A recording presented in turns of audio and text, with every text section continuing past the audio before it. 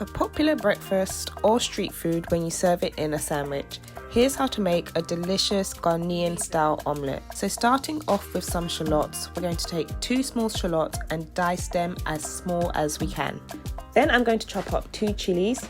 If you really want a kick, you can also go for some Scotch bonnet. Take around 1/4 of a medium bell pepper and dice this up small, and then we're going to take half of a tomato and also chop this up small for our omelette. Feel free to fill your omelette with as many different vegetables and ingredients as suits your taste. Then we're going to take 2 eggs, crack them into a bowl and whisk together.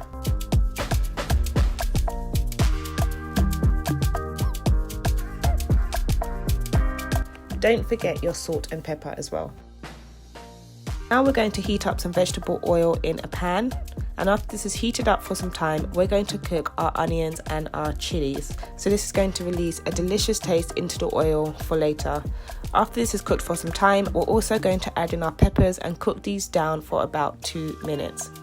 Finally, we add in the main star of the dish, our eggs. Make sure you scoop up everything possible from that bowl, and then you want to distribute it around your pan equally.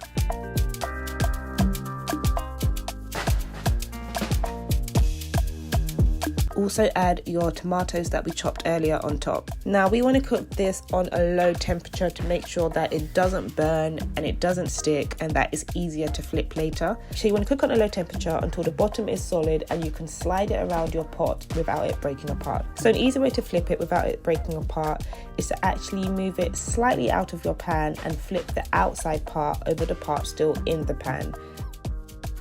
So as well as being a delicious breakfast meal, this is often eaten in a sandwich and is a popular street food in Ghana.